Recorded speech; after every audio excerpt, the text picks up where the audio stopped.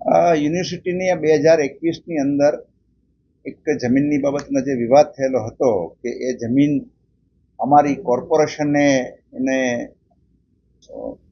અમારી સમજ અથવા ધારાધોરણ પ્રમાણે એનો નિર્ણય ન થતા હોય એવી લાગણી અમે અનુભવતા હતા. એટલે પછી વખતો વખત અમે સરકારશ્રીમાં અને મ્યુનિસિપલ કોર્પોરેશન રાજકોટને બધાને વખતો વખત પત્ર કર્યો હતો.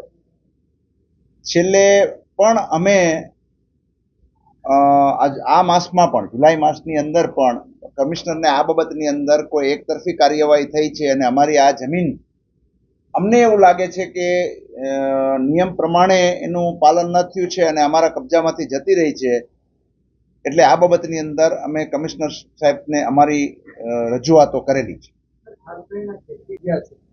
મહાનગરપાલિકાએ બિલ્ડરને આપ્યું છે. આખું પ્રકરણ શું છે સર, એ સમજાવો. એટલે પ્રકરણ એવું છે, ઓફિશિયલી પ્રકરણમાં એવું જ છે કે અમારી જમીન હતી, મ્યુનિસિપલ કોર્પોરેશન રાજકોટે એનો અમારી જાણ બહાર એનો ઉપયોગ કરી લીધો છે અને અમને એમ થાય છે કે ભાઈ અમારી જમીન છે કોર્પોરેશને શા માટે લેવી. આરએમસી પાસે અત્યારે જમીન નથી. જમીન તો એ આરએમસી નો પ્રશ્ન થઈ ગયો છે.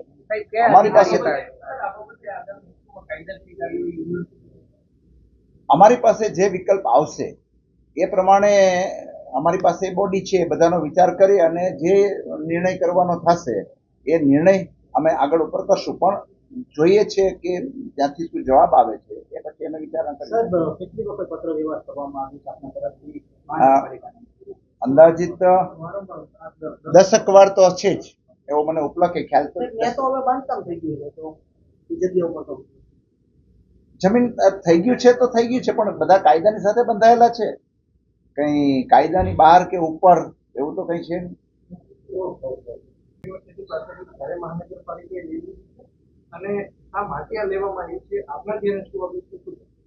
જમીન અંદાજિત 1547 એકમમાં ચોરસ મીટર કોઈ પણ એકમની અંદર એ જમીન ગઈ છે અને એ જમીન અમારી જાણમાં એવું આવ્યું છે કે ટીપી સ્કીમની અંદર એ જમીનનો મ્યુનિસિપલ કોર્પોરેશન એનો કબજો લીધો છે, પરંતુ અમારી સમજ એવી બને છે કે એ ટીપી સ્કીમની અંદર આવતી નથી અને આ બાબતની અમે સરકારશ્રીમાં રજૂઆત કરેલી છે અને ત્યાંથી પણ અમને મ્યુનિસિપલ કોર્પોરેશનની બાબતમાં જ રજૂઆત કરવાનું માર્ગદર્શન મળેલું છે, એટલે અમે ત્યાં રજૂઆત કરેલી છે.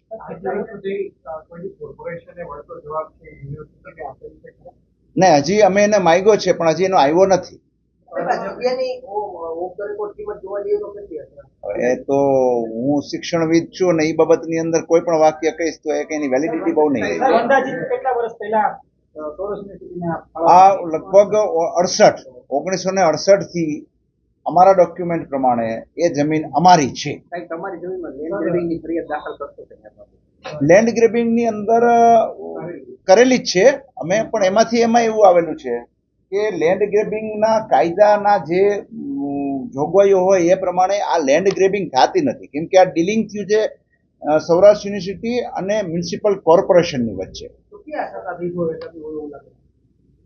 હવે એ તો આપણે તો એ મ્યુનિસિપલ કોર્પોરેશનને જ વાત કરી શકીએ અને એના જે અધિકારીઓ છે એની સાથે અમે ઓફિશિયલી વાત કરી છે.